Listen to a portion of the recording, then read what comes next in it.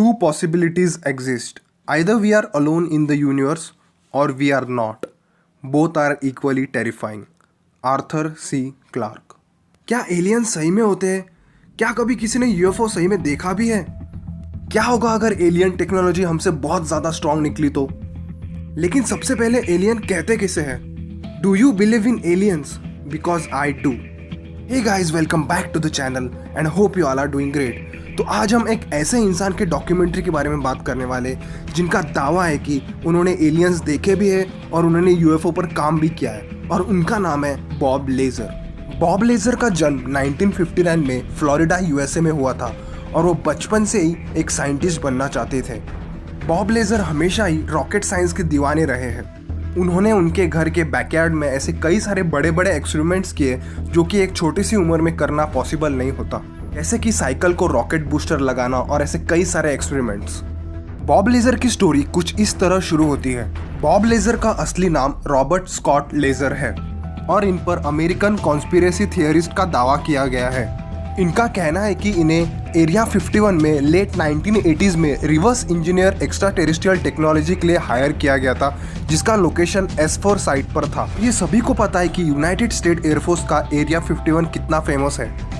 Bob laser का कहना है कि उन्होंने एक एलियन क्राफ्ट देखा था जो कि एंटी मैटर रिएक्टर से पावर किया गया था और जिसमें एलिमेंट 115 का इस्तेमाल किया जाता है, जबकि ऐसा एलिमेंट उस समय पर कभी भी सिंथेसाइज नहीं किया गया था, यानी ये कहीं बाहर की दुनिया से हमारे इधर लाया गया था।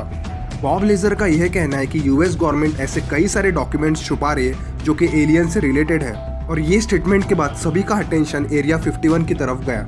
बॉब लेजर ने ऐसे कई सारे दावे किए जिनमें से ये था कि he said that his job was to help with the reverse engineering of one of the 9 flying saucers which he allied were extraterrestrial in origin।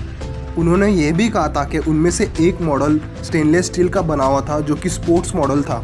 Bob का यह भी कहना था कि सभी फ्लाइंग सॉसर एंटी मैटर से चलते थे जो कि एलिमेंट 115 से बनाए गए थे, लेकिन उस समय ऐसा कोई भी एलिमेंट का इन्वेंशन नहीं हुआ था। He further said that the propulsion system relied on a stable isotope of E115, which allegedly generates a gravity wave that allowed the vehicle to fly and to evade visual detection by bending light around it।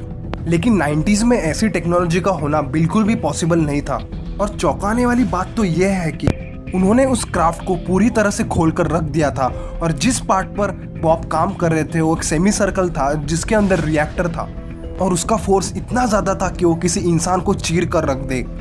He explained that the craft was split into 2 main levels. The reactor was positioned at the center of the upper level with an antenna extending to the top, surrounded by 3 gravity amplifiers. और lower level पे इन्होंने इसे gravity emitter से connect कर दिया था जो कि 180 डिग्रीज घूमता था। लेजर ने यह भी कहा था कि उन्होंने ऐसे सब डॉक्यूमेंट्स देखे थे जो कि उस समय वहाँ पर नहीं होने चाहिए थे। उन्होंने उसमें ऐसा सब लिखा था कि इंसानों ने हज़ारों सालों से एलियंस के साथ कांटेक्ट बना के रखा है, जबकि ये सब पॉसिबल नहीं था। और जब उन्हें यूएफओ के बारे में पूछा गया तो उन्होंने कहा कि जो सीट अंदर थी वो किसी बच्चे के बैठने लायक सीट थी। और वो जब एक बार S4 के बेसमेंट की तरफ गए तो उन्होंने देखा कि 2 साइंटिस्ट किसी छोटे चीज़ के ऊपर काम कर रहे थे जिसके लंबे हाथ थे।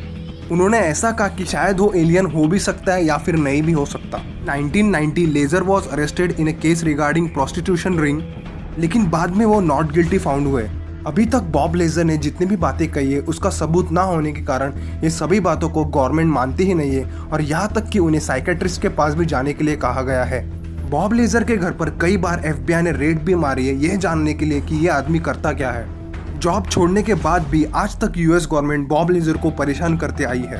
अब हम ये तो नहीं कह सकते कि बॉब लेजर सही है या फिर गलत, लेकिन मैं इतना जानता और मानता भी हूँ कि हम इस दुनिया में अकेले नहीं हैं। Please comment down below what do you think about aliens. So I hope you enjoy this small documentary video about Bob Laser. Thanks for watching and please consider subscribing. This was Yash Magar signing off. Take care. Bye bye.